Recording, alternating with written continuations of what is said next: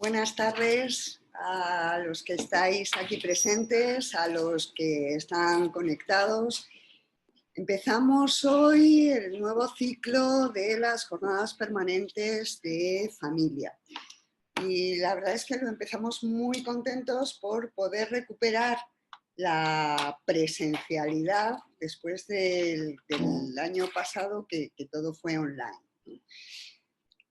En cualquier caso, como hay que aprovechar todas las herramientas, pues de nuevo mantenemos esa presencialidad con los que estáis hoy aquí, pero también la conexión para todos aquellos que queráis o que podáis seguirlo desde casa. Desde casa, desde vuestro trabajo, desde allí donde estéis. Yo estoy muy contenta con estas jornadas porque, como siempre, traemos a amigos que hacen que estas reuniones y estas jornadas sean más bien pues como una tertulia muy agradable en la que tratamos temas muy serios. Este año, además, siguiendo con el tema elegido por la Asociación Católica de Propagandistas como tema nacional, la corrección política y la cancelación de la libertad, siguiendo con el congreso que hace poco hemos tenido de Católicos y Vida Pública, donde se trató el mismo tema, bueno, pues hemos elegido esa cuestión, la de la corrección política y la familia, para desarrollar nuestras jornadas. Y tenemos hoy como primer invitado a Pablo Nuevo, del que lo primero que tengo que decir es que es un amigo desde hace muchos años, no vamos a decir cuántos, porque entonces queda de manifiesto lo mayores que ya somos. Pablo es licenciado en Derecho, doctor por la Universidad CEU San Pablo, se licenció en Comillas, estuvo, como otros aquí, en la Universidad de Notre Dame con una estancia de investigación, es profesor de Derecho Constitucional y ahora es el secretario general de la Universidad del CEU Abad Oliba. Durante muchos años ha sido el secretario del Centro de Barcelona de la Asociación Católica de Propagandistas y tengo que decir que ha hecho una labor fundamental en el desarrollo de esa función. Y además, no sé si esto se puede decir o no, pero Pablo es políticamente incorrecto. Así que creo que es una persona muy adecuada para hablar de la cuestión que hoy nos ocupa. Y Pablo se va a sumergir en el tema de familia y legislación y una nueva ingeniería social, que es en lo que estamos, ¿no? Con distintos ataques a la institución familiar, con la pretensión de subjetivismo, de que todo da igual, de que todo vale, y no es así. En cualquier caso,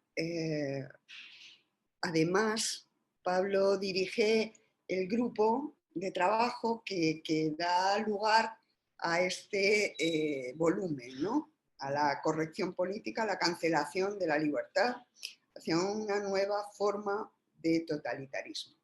Bueno, como no queremos que eso sea, como vemos que la familia desde distintos ámbitos sufre, bueno, pues muchos embates, queremos de alguna manera pues dar instrumentos, alertar, poner de manifiesto que la familia sí importa, que la familia es fundamental para la sociedad, que no podemos dejar pasar todas esas situaciones y por eso Pablo nos va a hablar de esta cuestión centrada, como digo, en familia y legislación y esa nueva ingeniería social. Pablo, cuando quieras. Bien, pues bueno, está así bien. Muchas gracias, Carmen, por la presentación. No vamos a decir los años, pero como son muchos, eso justifica la presentación que ha realizado, que está muy por encima de los méritos. Bueno, como yo soy una persona de orden, voy a intentar responder a lo que se ha planteado en el anuncio de convocatoria, ¿no? Lo que es la programación del seminario, ¿no? La corrección política, y vamos a ver la parte de la legislación y los riesgos que presenta la ingeniería social. Entonces, si yo no lo tengo mal entendido, ¿no? Primero se trata que haga una primera intervención para que luego podamos seguir el coloquio durante la comida informal, para los que tenemos la suerte de estar presencialmente, y responder a las preguntas. Bien, bueno, la verdad es que se acaba de celebrar un congreso muy importante aquí en la universidad sobre lo que es la corrección política, y no me voy a extender en ello, pero sí que podemos hablar de un fenómeno, un mecanismo social propio de las sociedades de nuestro tiempo, ¿no? Vinculado a una serie de dinámicas de la posmodernidad líquida, que apunta al control del lenguaje en el ámbito público para evitar supuestas discriminaciones, ofensas o tratos vejatorios a grupos de personas, ¿no? A colectivos que históricamente han sido victimizados, y entonces, pues, para por fin, ¿no?, que puedan comparecer en la esfera pública con la igualdad, el respeto que merecen, pues hay que excluir determinadas opiniones, ¿no? Desde el punto de vista fenomenológico, yo creo que podríamos partir de esta idea de la corrección política. Claro, ¿dónde entramos con la cuestión de la legislación, ¿no? Y por tanto, lo que yo quiero subrayar es el carácter intensamente político que tiene la corrección política, ¿no?, que es un fenómeno de dominación, valga la redundancia, y cómo afecta a la comprensión de la familia, diría también a la propia comprensión del fenómeno jurídico, de lo que el derecho es. Pues que ese control del lenguaje, aunque también se pretende hacer por el poder blando, ¿no?, de la opinión pública, que en ocasiones es terrible y es mucho más, mucho más duro en sus manifestaciones que digamos, lo que es la acción del poder político formalizado, pero quiere utilizar el poder político formalizado para excluir las visiones distintas de la realidad y de lo que es la persona de la esfera pública, ¿no? Primera parte. ¿Esto cómo lo hace el poder? ¿No? Pues lo hace repasando, a mi modo de ver, hay como tres grandes vertientes en el que la legislación, con impacto en la familia, está imponiendo la corrección política. En primer lugar, por la regulación de los derechos de la infancia. Si miramos, ¿no?, que está en tramitación la ley de protección de la infancia y de modelos familiares, o la ley ya aprobada sobre protección jurídica de la infancia ante el maltrato, veremos que junto a algunos elementos razonables, que uno podría estar de acuerdo, podríamos discutir a lo mejor si sirven de coartada, pero, ¿no?, es evidente, pues, que el legislador tiene que intervenir ante casos patológicos, pues, para evitar el maltrato, el abuso o el acoso que puedan sufrir los niños, ya sea en el ámbito de su familia, ya sea a través de las redes o como sea, ¿no? Pero con esa excusa, lo que hace el legislador es, en primer lugar, convertir al niño en sujeto de derechos totalmente autónomo, ¿no?, con una, digamos, capacidad de elevar a la categoría de derecho, por tanto, con obligaciones para terceros, lo que se le pase en cada momento por la cabeza, ¿no?, su arbitrio, su capricho subjetivo.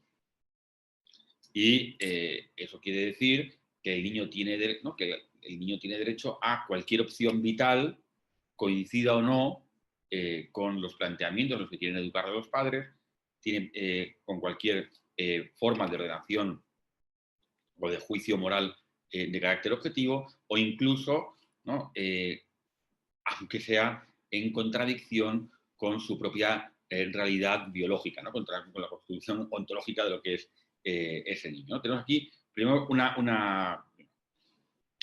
luego intentaré explicar, porque voy a hacer primero como las piezas del puzzle y luego a ver si podemos encajar el puzzle. En segundo lugar, tenemos las leyes educativas. ¿Por qué? Pues porque las leyes educativas no solo digamos, cambian lo que se ha entendido históricamente por educación, ¿no? Digo, educación es que hay algo que merece ser transmitido, unas personas saben y se lo comunican a otros que tienen que aprenderlo y que tienen que aprenderlo. Ha sido, si resumimos mucho, lo que es la educación. Ahora, la finalidad principal de la educación, si uno mira las leyes educativas vigentes en España en los últimos años, la transmisión de contenidos es quizá lo menos importante. Y lo relevante es de qué forma la educación sirve para generar un determinado tipo de persona que asuma una serie de planteamientos. Y en esa tarea forma parte de la legislación educativa no solo el conocimiento de determinadas realidades, que incluso a lo mejor una persona puede criticar o juzgar, sino la asunción de esas realidades como algo positivo, ¿no? El llevar a criterio de valoración moral y proyectarlo en los criterios de evaluación de las diferentes asignaturas, digamos, el contenido de la legislación. ¿No? Es decir, no solo que hay una legislación que uno pueda pensar que se aparta de lo que es la realidad de las cosas, que eso, digamos, no deja de ser el fenómeno de saber que existen leyes injustas, algo que, en fin, no es novedoso, sino que la novedad radica en convertir la ley injusta en parámetro de evaluación, la asunción, ¿no? El aceptar el criterio valorativo de esas leyes que algunas personas pueden considerar que son injustas como criterio de valoración. Y por último, el derecho antidiscriminatorio. Algunos autores del derecho constitucional señalan que lo propio del constitucionalismo contemporáneo, o una de las manifestaciones, es llevar a la esfera pública manifestaciones de la personalidad que hasta ese momento habían permanecido en la vida privada.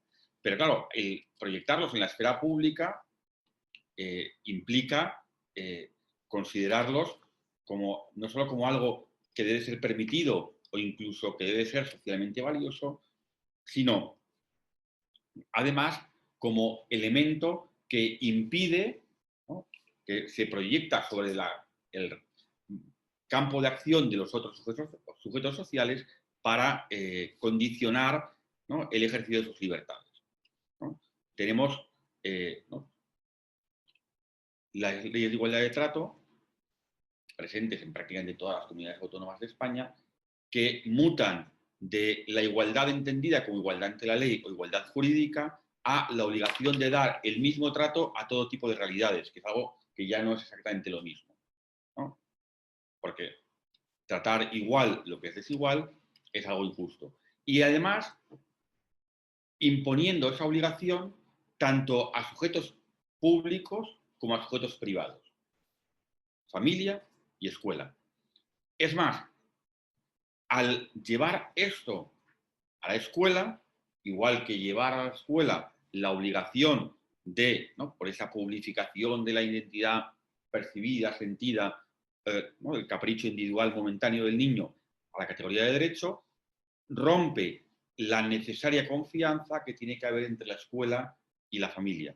Porque, claro, el corolario de esta dinámica es que ante un planteamiento en el que el niño manifiesta una voluntad discordante con la de sus padres,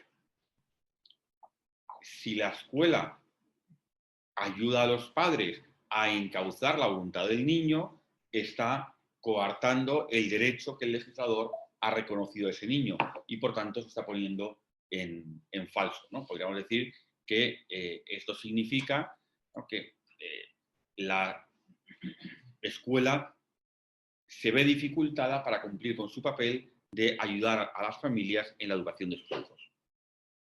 Bien, podríamos bajar a ejemplos de derecho positivo, pero digamos, las piezas del puzzle serían estas, ¿no? La corrección política no es únicamente legislación injusta, sino que es legislación injusta con voluntad de transformación social y cultural. Y por eso es por lo que podemos llamar ingeniería social. Podríamos pensar que esto al final es una cuestión simplemente, y no sería poco, de carácter moral. Pero digamos, planteadas así las cosas, en mi opinión, se trata de algo profundamente político y que incide en la propia realidad del derecho. Y a ver si soy capaz de explicarlo.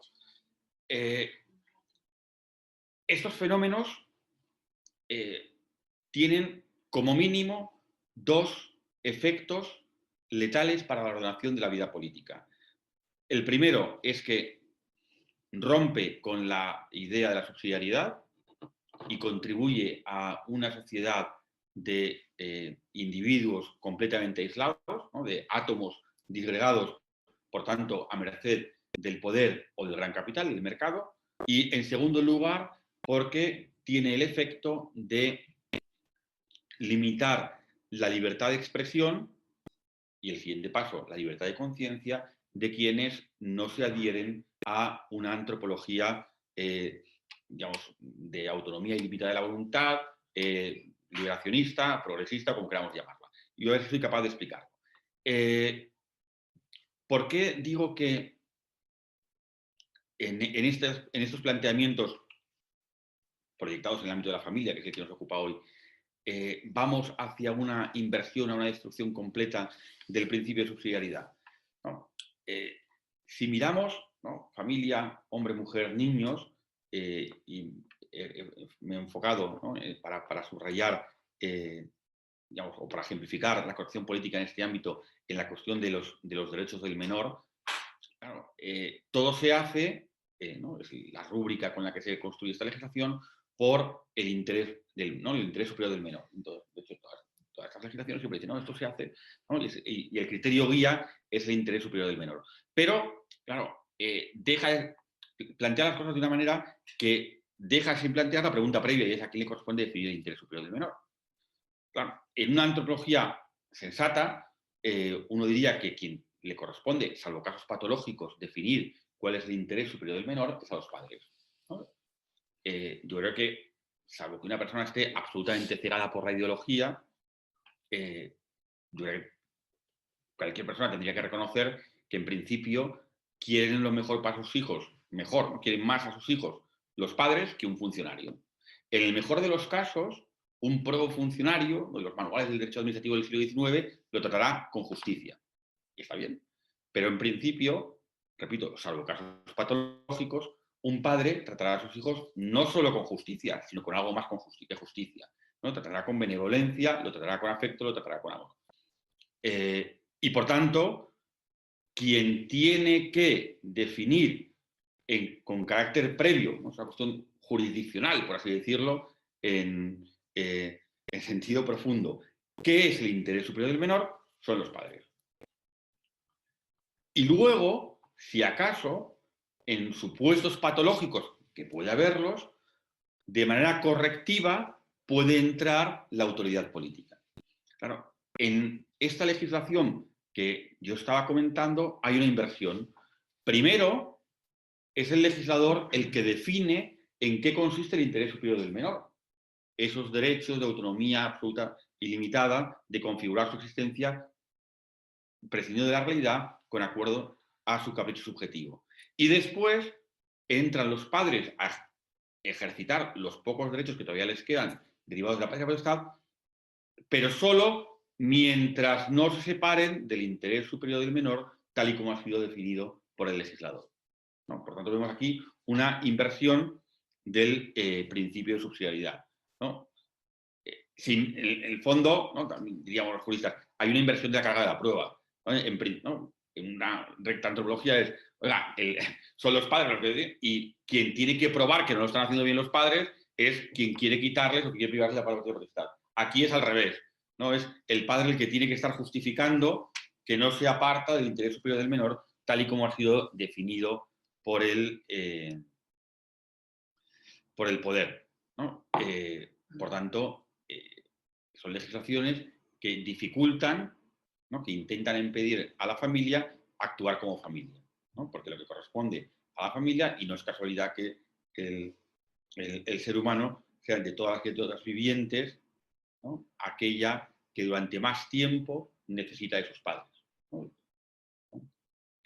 Claro, si es aquella que durante más tiempo necesita de sus padres, porque la constitución ontológica del hombre es el de ser un ser dependiente, claro, como eso no se puede cambiar, el ser dependiente, el necesitar de otros, si no son los padres, tiene que entrar alguien en sustitución, ¿no? Y ahí es donde entra el poder. Y eso creo yo que es algo que no es simplemente una cuestión moral, sino que tiene una implicación política profunda.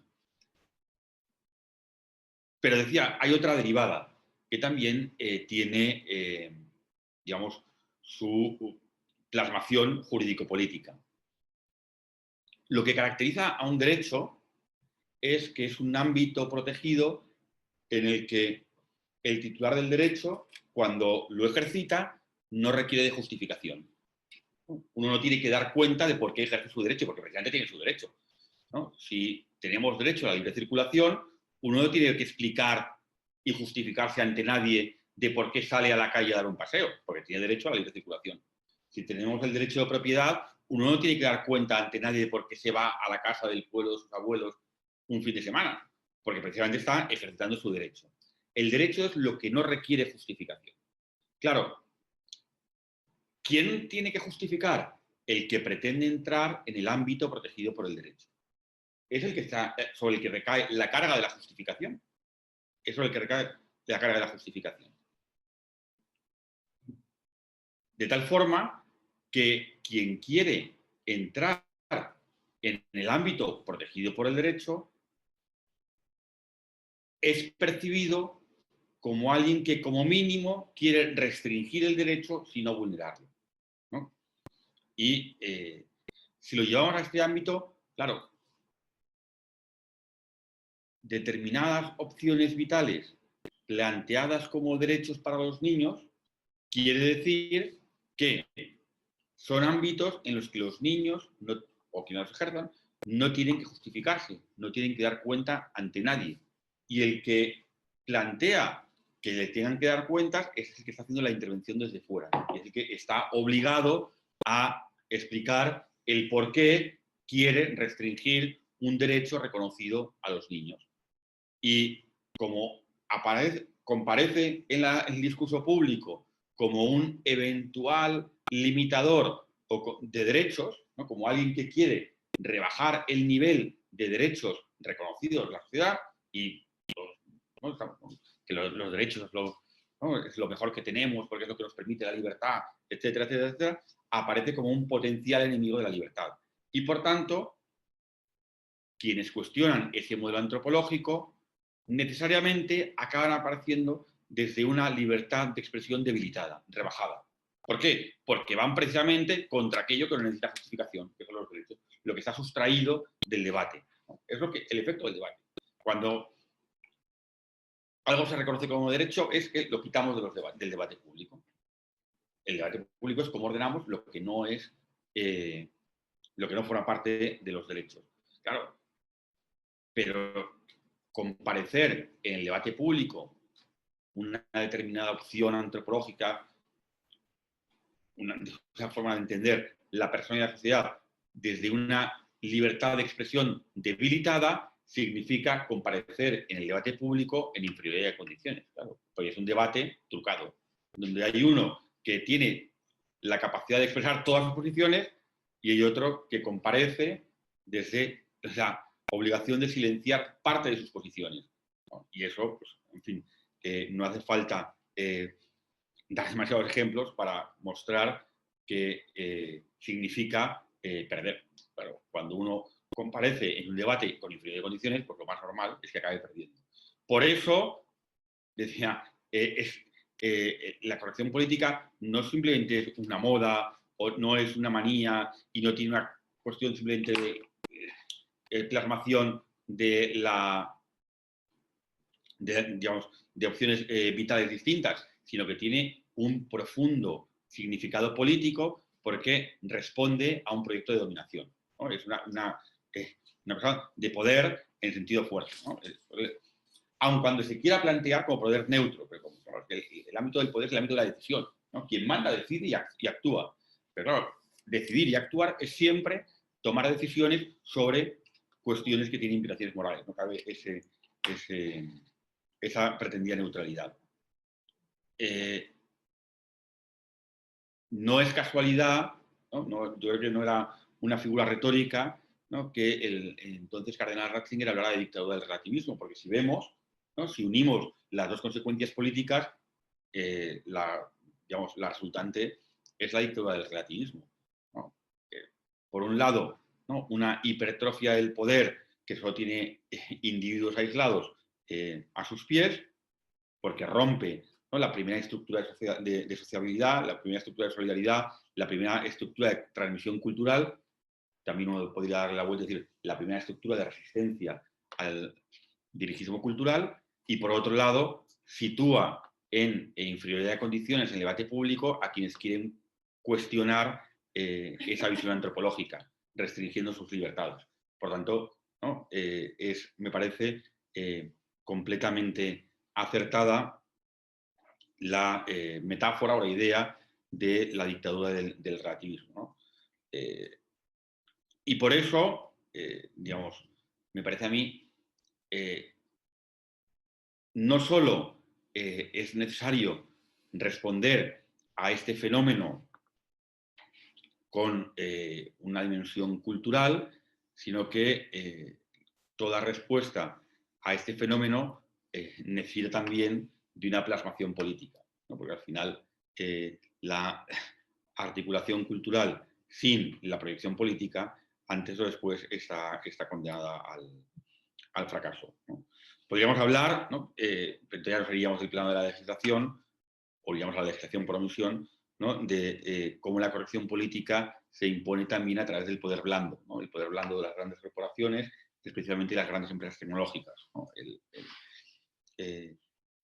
No es casualidad, porque también es funcionalmente interesante para una forma de entender el mercado, no es casualidad que las grandes corporaciones estén encantadas con el fenómeno de la corrección política, porque, digamos, permite individuos que, ¿no?, parecen como masa completamente fungible y especialmente apta para una maximización de beneficios fuera de ¿no?, una economía sana, libre, real, en el que haya producción de cosas, ¿no? Pero bueno, eso sería ya salirnos probablemente del ámbito de la legislación para entrar en ¿no?, en otra manifestación de esta corrección política. Con lo cual, yo de momento lo dejo aquí. Yo creo que ahora podemos entrar en el debate y nada, y encantado. Pues muchísimas gracias, Pablo, porque efectivamente a mí también me tira entrar en otros ámbitos, no solo en el de la legislación.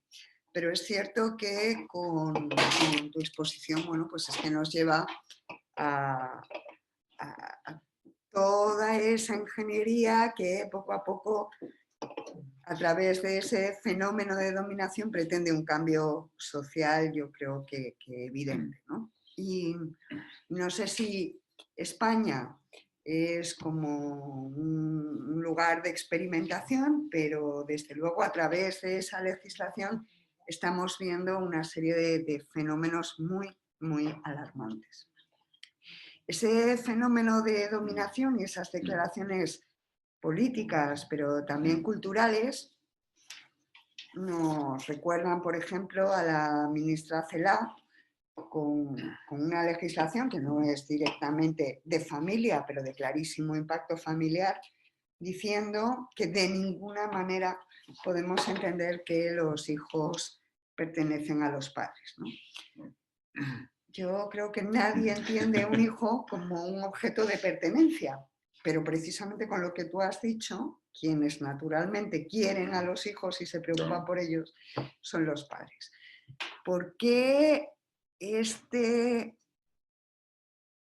no goteo, sino aluvión de medidas que van directamente en contra de lo que corresponde de esa determinación previa del interés del menor o de la protección, no solo del menor, porque es más vulnerable, ¿no?, pero en realidad de toda la institución familiar, porque si luego nos vamos a otro tipo de legislación, los mayores que también pertenecen a la familia, bueno, pues también se encuentran en una situación de precariedad, ¿no? No digamos los dependientes, no digamos los que tienen algún tipo de discapacidad, no digamos, y nunca, según esta deriva que va tomando el ámbito legislativo, la decisión va a corresponder en última instancia a ellos, no a otros criterios. Todo esto es parte de esa ingeniería social. A ver, o sea, primero, o sea, yo creo que cuando la ministra dijo, la entonces ministra dijo que los hijos no son de los padres, no pertenecen a los padres, no son de los padres, hizo una trampa del lenguaje. Pero claro, yo puedo decir, esta mano es mía, ¿no? Es mi mano, y también digo que es mi ordenador, pero lo estoy utilizando en un sentido distinto, porque el ordenador, si en un momento dado ya no me funciona, no tengo ningún problema en sustituirlo, ¿no? Y tirarlo a la basura, pero tengo poco interés en cortarme la mano. Claro, ¿no? Normalmente. En principio, ¿no? Digo, sí, hay el caso patológico que pueda tener que hacerlo para evitar un mal mayor, pero en principio no tengo ningún interés en cortarme la mano. Aunque diga que mi mano es mía, ¿no? Que diga que mi mano es mía no quiere decir que yo la vaya a utilizar como un producto, como algo de desecho o como algo que pueda manipular como si fuera una cosa. Claro, lo mismo sucede con los hijos. Uno cuando dice que son sus hijos, porque los hijos le pertenecen, o que en realidad poca gente dice los hijos le pertenecen, dirán, pertenecen a mi familia, que es algo distinto también, no está diciendo que pueda hacer cualquier cosa con sus hijos. ¿No? Que mis hijos me pertenezcan, aunque también yo les pertenezco a ellos, quiere decir que yo tengo una obligación respecto de ellos superior que con cualquier otro y por tanto tengo que poner un cuidado mucho mayor que con cualquier otro. Y nadie diría, ¿no? Que entonces puedo hacer lo que no haría con mi mano, lo haría con mis hijos, pero sí lo haría con mi ordenador que se me queda viejo, no me funciona o lo que sea, ¿no? Entonces yo creo que aquí hizo una trampa. ¿Hizo una trampa para qué? Pues precisamente para decir que que quien tiene que decidir la educación no son los padres, sino que es el poder público, ¿no? Es el poder público y, digamos, planificando, ¿no? Cómo tenemos que actuar en todos los órdenes de la vida. Y para ello, ¿no? Lógicamente, yo creo que no hay ningún planteamiento político que pueda aspirar a tener éxito si no tiene un mínimo engarce con lo real. Porque si no queda tan en el aire que no tiene capacidad no tiene capacidad de enganche, ¿no? Por así decirlo. Claro, hay argumentos o hay problemas, mejor dicho, que sirven de coartada para este planteamiento. Es verdad que hay problemas de falta de equidad en la educación, yo creo que es una cosa que es cierta, que no siempre los sujetos sociales que quieren educar lo hacen porque quieren transmitir la cultura, sino porque quieren convertirlo en un negocio en el que la formación no importa, también es cierto, ¿no? Puede existir, que puede haber problemas de contaminación que justifiquen, bueno, que digan que, hombre, pues que si tenemos un estilo de vida distinto y echamos menos basura por ahí, es mejor, también, todo eso, ¿no? Y es verdad, son cosas reales. Claro, yo no sé si luego lo que quieren es dirigirse contra esos o afrontar los problemas reales o utilizarlo de coartada, ¿no? Claro, como existe eso, pues para que la gente no se tenga que mover, por tanto se contamine menos, que vayan al colegio, que yo digo que es el que está a su lado.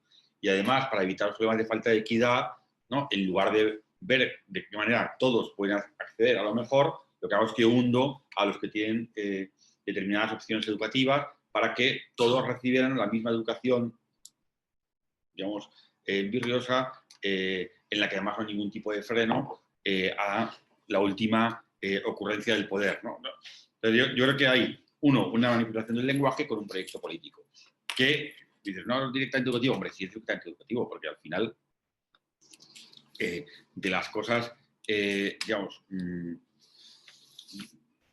más importantes de la reforma de la ley de educación que impulsó la ministra Celaá no es, siendo grave, el que se pueda aprobar o pasar de curso con suspensos y demás, sino son dos. Uno, la modificación del artículo 2 de la Ley Orgánica de Educación, que señala los fines de la educación, donde ya no está la transmisión de conocimientos, cosas que merecen ser transmitidas a las generaciones que vienen, sino es todo, con todas las comillas del mundo, educación en valores. Por tanto, lo que decíamos antes, la asunción como criterio ético de lo que ha definido previamente el legislador.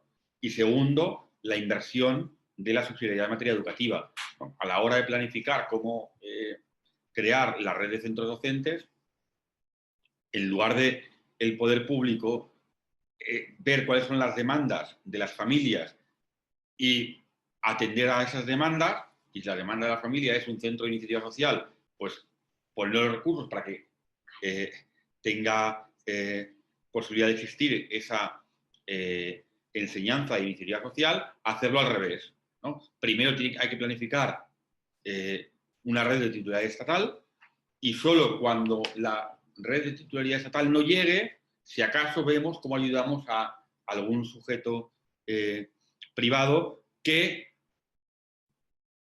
digamos, pueda prestar el servicio donde no llega el Estado. De nuevo, vemos la inversión del principio de subsidiariedad al que yo hacía referencia, ¿no? Por lo tanto, la completa estatificación de la transmisión de la cultura, o la no transmisión de la cultura, y el impedir a la familia el cumplir con una de sus finalidades, que es precisamente la educación de sus hijos. Claro, pero la ley educativa es una ley de profundo impacto familiar, ¿no?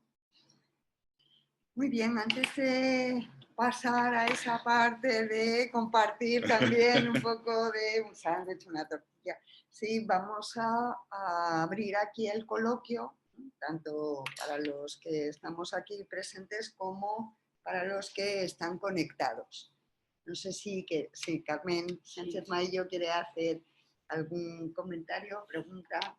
Sí, también reflexión, Pablo. Gracias por estar aquí y nos has dicho cosas interesantísimas y muy preocupantes, y como también desde aquí, desde el Instituto de la Familia, pues estamos muy metidos en este tema.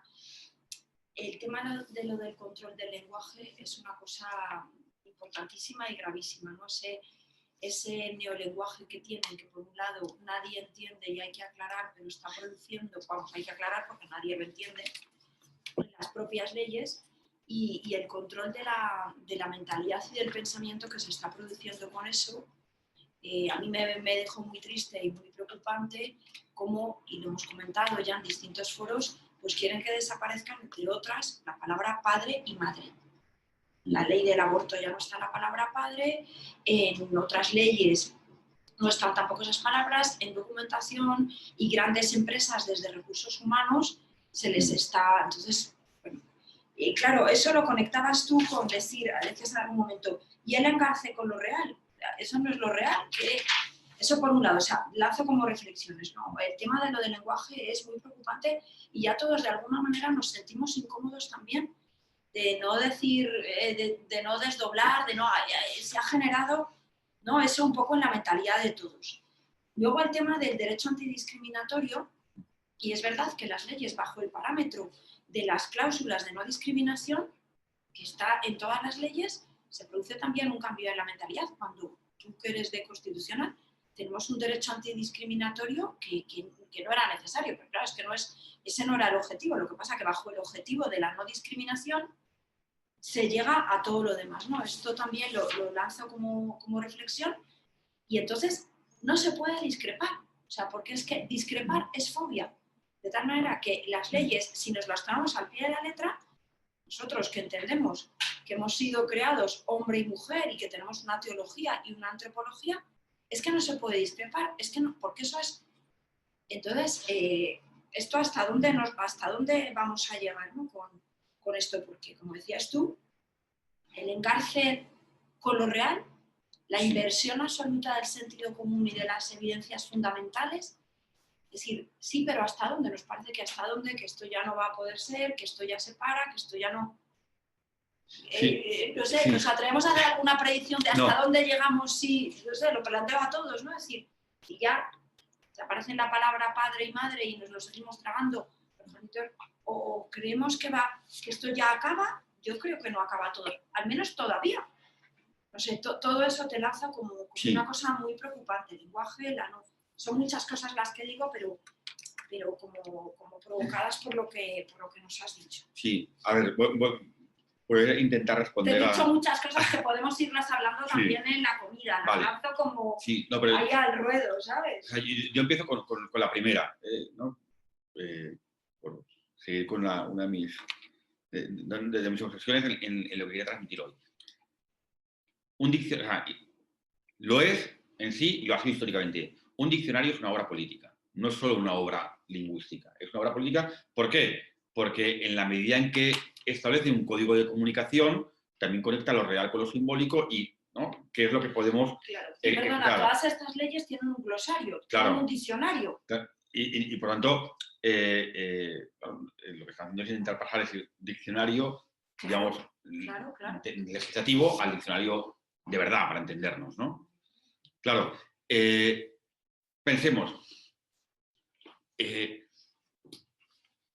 suponiendo que la educación todavía fuera, ¿no?, una educación como la de antes, así seria, ¿no?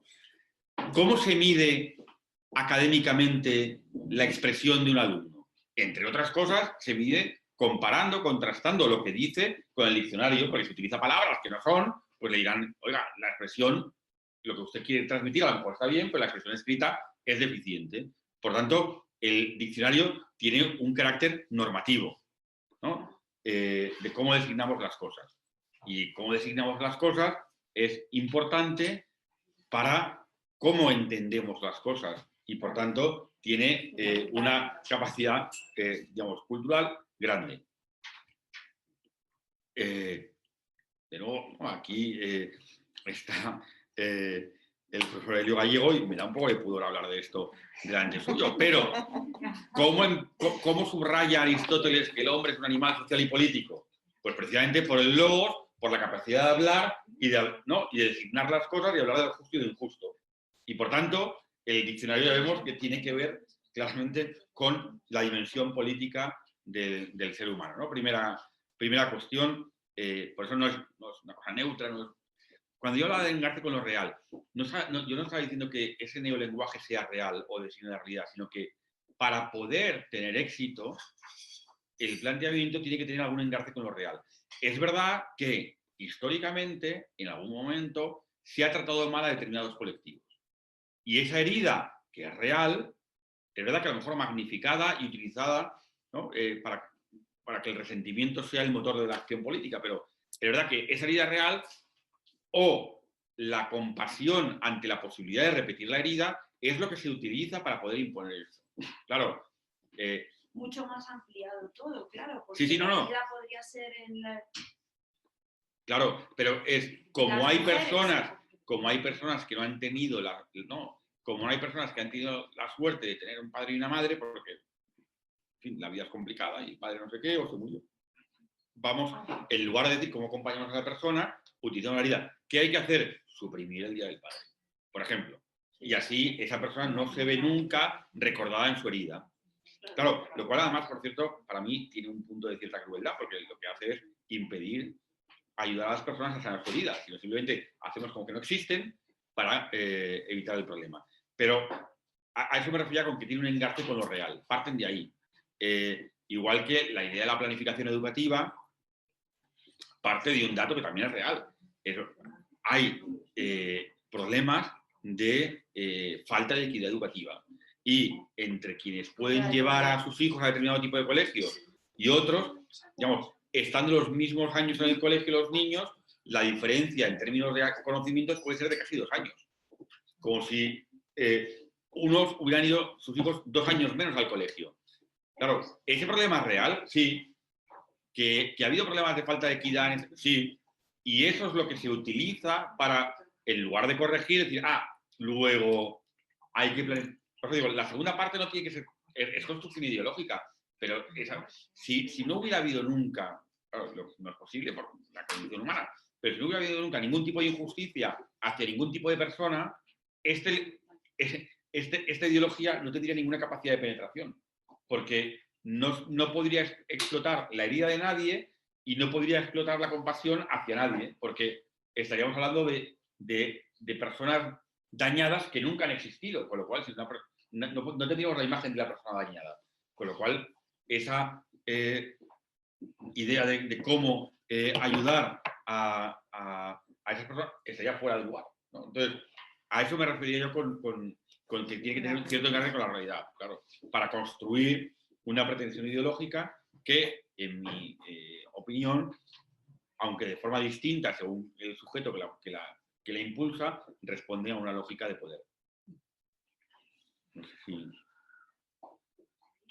Pues lo que vamos a hacer es, llevamos prácticamente 1 hora de grabación y vamos a terminar aquí la conexión online. Muchísimas gracias a todos los que os habéis conectado y quedáis convocados para la siguiente sesión, que en cualquier caso ya será después de la Navidad. Así que muy feliz Navidad a todos vosotros y nos vemos en la siguiente sesión del seminario del Instituto de la Familia.